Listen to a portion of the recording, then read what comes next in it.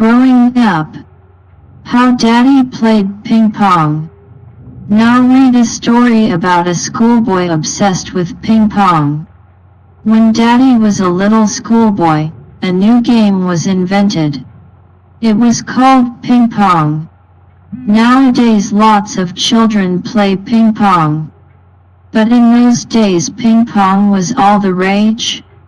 It was played from morning till night in every school and courtyard, on tables, benches, grand pianos, and on the floor. Some even played at night. Many kids forgot that anything else existed except ping-pong. There were ping-pong matches in Little Daddy's school every single day. Every class played each other to determine the school champion. Then they played each other, and the winner became the district champion. Then there was a city tournament. Then Moscow and Leningrad played each other. Little Daddy was amazed. He just couldn't understand why it was so interesting to keep bouncing a little white ball back and forth with little paddles.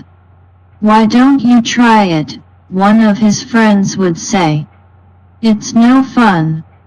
"It sure is." "No, it isn't. Just try it once." "I don't want to." This conversation was repeated several times. Naturally, one bright day, Little Daddy got a ping-pong paddle and took his place at one side of the table. And that was the end of him? I say one bright day, but Little Daddy's parents considered it to be one of the darkest days of their lives. And all because Little Daddy became fascinated by ping-pong. In the beginning, he couldn't manage to hit the ball. When he finally learned to hit the ball, it wouldn't bounce on the table. At last, when Little Daddy managed to hit the ball and it bounced across the table, he took a real interest in the game.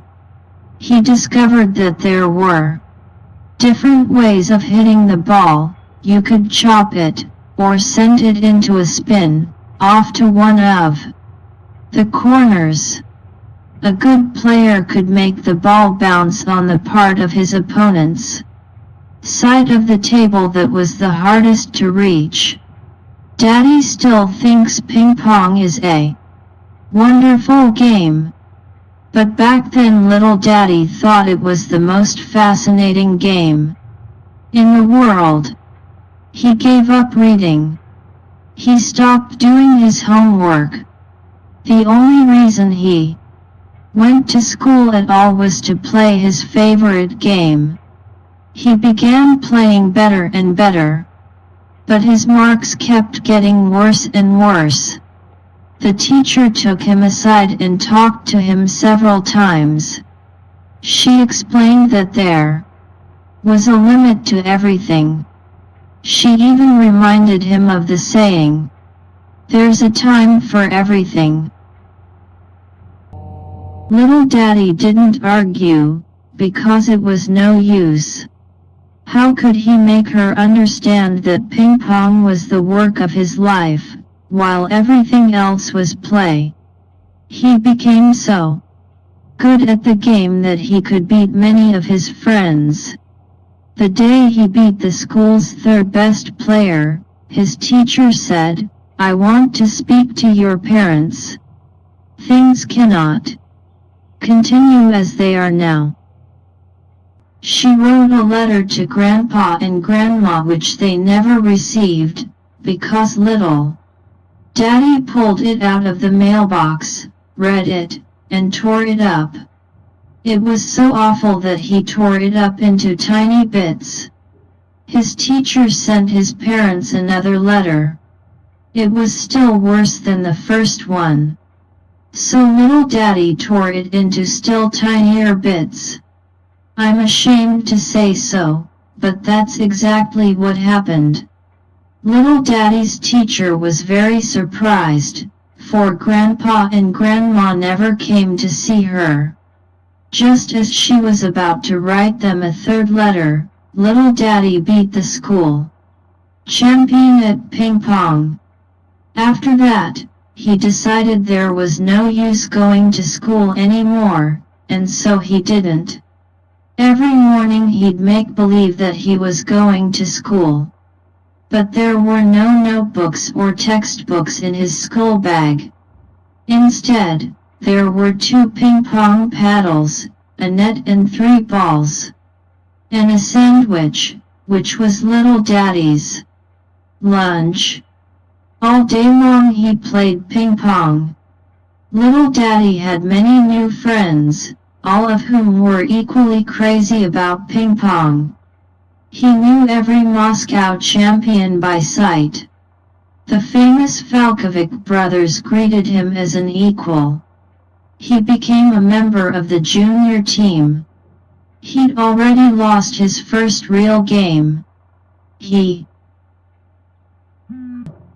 At this point his teacher, having received no answer to her letters and missing little Daddy in class, went to see him. Little Daddy was not at home. Grandma and Grandpa were, though.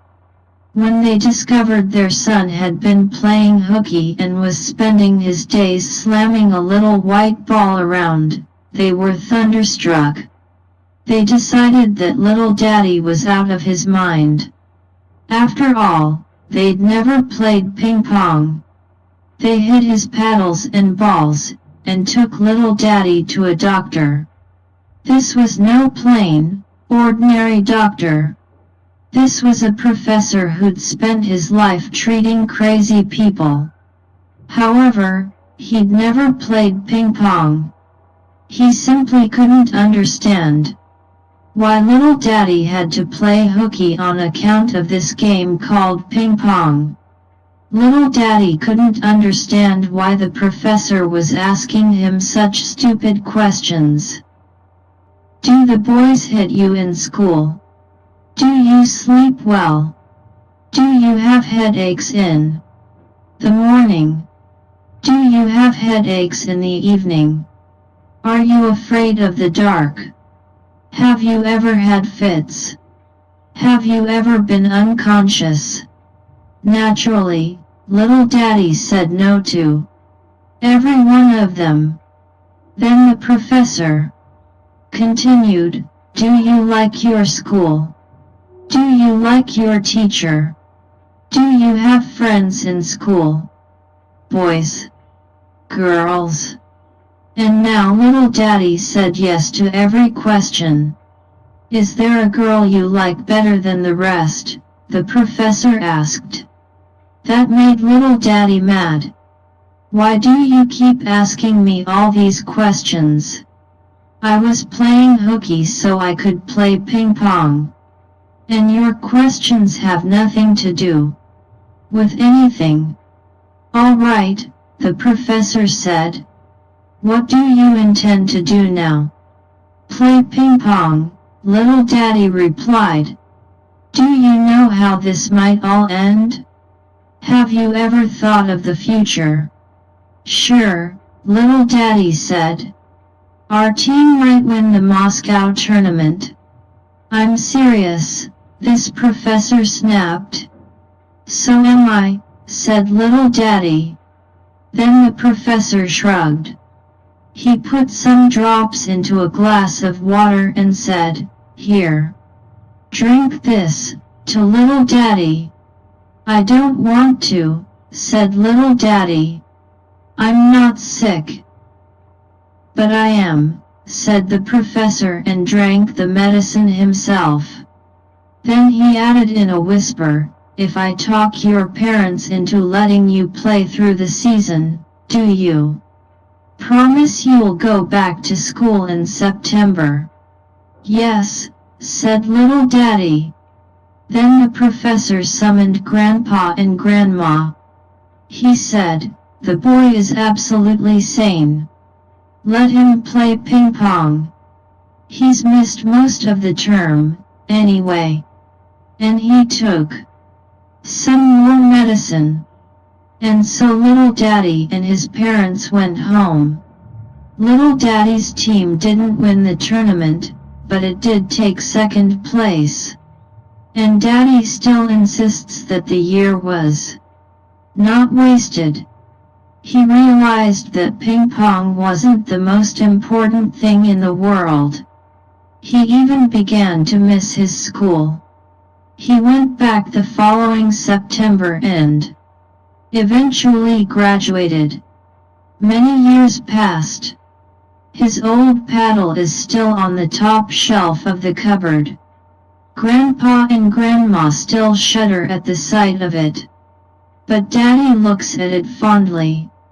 It was certainly silly to drop out of school because of ping pong. Everybody smiles when they hear this story. So does Daddy.